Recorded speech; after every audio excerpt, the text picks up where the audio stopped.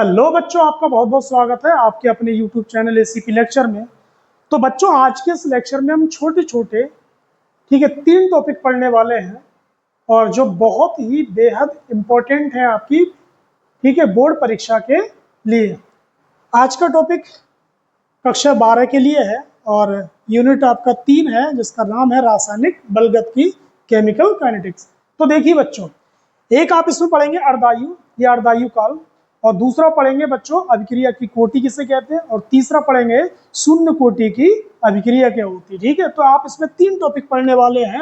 अर्धायु है ना, यह अर्धायु काल, अभिक्रिया की कोटि और शून्य कोटि की अभिक्रिया किसे कहते हैं। तो बच्चों मैं आपको बता दूं, देखिए अर्धायु किसे कहते हैं, बहुत आसान।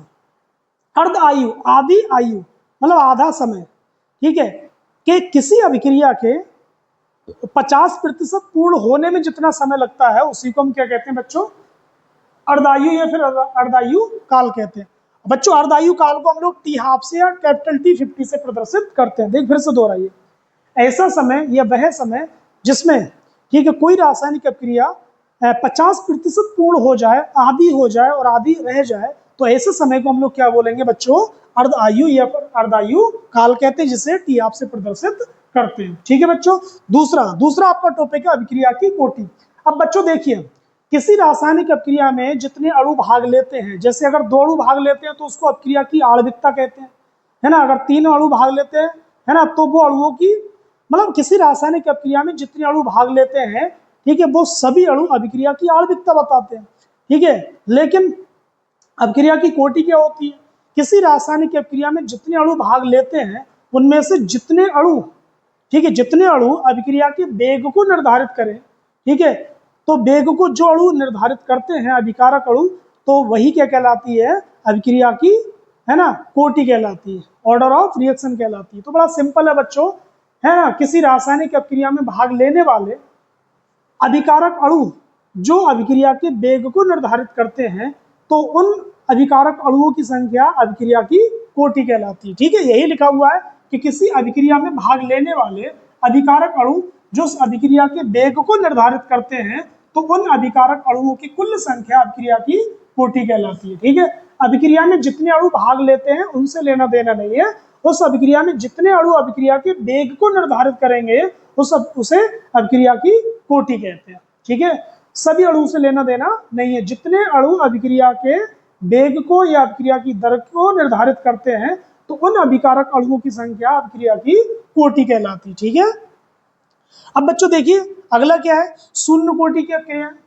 शून्य कोटि की अभिक्रिया, सही है। अगर किसी रासायनिक अभिक्रिया में कोई भी अभिकारक अणु ठीक है अभिक्रिया के वेग को निर्धारित ना करे, तो ऐसी अभिक्रिया क्या कहलाती है, शून्य कोटि की अभिक्रिया कहलाती है। ठीक है, इस प्रकार से मतलब बहुत ही सिंपल है कि वे रासायनिक अभिक्रियाएं जिनमें अभिक्रिया का वेग एक अभिकारक की सांद्रता के 0 के या 1 से ज्यादा अभिकारक है, तो उनकी सांद्रता के गुणनफल के 0 के, ठीक है, समानुपाती होती है, तो ऐसी होता है। ठीक है, तो ऐसी अभिक्रिया क्या कहलाती है, शून्य कोटि की अभिक्रियाएं कहलाती है। देखिए, वे रासायनिक अभिक्रियाएं जिनमें अभिक्रिया का वेग एक अभिकारक की सांद्रता के 0 या, ठीक है, अभिकारकों की सांद्रता के गुणनफल की 0 के समानुपाती होता है, ठीक है, तो उन्हें शून्य कोटि की अभिक्रिया कहते हैं। जैसे बच्चों आपके सामने एक एग्जाम्पल है, हाइड्रोजन और क्लोरीन ये तब अभिक्रिया करते हैं जब सूर्य का प्रकाश पड़ता है। सूर्य के प्रकाश की उपस्थिति में अभिक्रिया करते हैं, सूर्य के प्रकाश की अनुपस्थिति में ये अभिक्रिया नहीं करते। चाहे इनकी आप मात्रा बढ़ाएं, ठीक है, या घटाएं, अभिक्रिया के वेग पर कोई भी प्रभाव नहीं पड़ता। सूर्य के प्रकाश की उपस्थिति में अभिक्रिया हो रही है, ठीक है, सूर्य के प्रकाश की उपस्थिति में अभिक्रिया हो रही है, इनकी सांद्रता से कोई प्रभाव अभिक्रिया के वेग पर नहीं पड़ेगा। ठीक है, इसलिए मैंने यहाँ पर लिखा है कि अभिक्रिया का जो वेग होता है वो समानुपाती किसके हुआ, हाइड्रोजन आयन की सांद्रता और हाइड्रोजन की सांद्रता और क्लोरीन की सांद्रता के गुणनफल के 0 के, है ना, 0 के समानुपाती है। अब बच्चों समानुपाती के चिन्ह हटाते हैं तो वेग स्थिरांक क्या आ जाता है, ठीक है, क्या आ जाता है। ठीक है, तो जो आपका के है वो है वेग स्थिरांक, है ना। यहाँ पर क्या है, यहाँ पर नाइट्रस ऑक्साइड है, तो बच्चों, है ना, इस सोने की चादर के ऊपर जब नाइट्रस ऑक्साइड को प्रवाहित किया जाता है, है ना, और ताप दिया जाता है तो इसका अपघटन होता है। इसे कहते हैं तापीय अपघटन, नाइट्रस ऑक्साइड का तापीय अपघटन।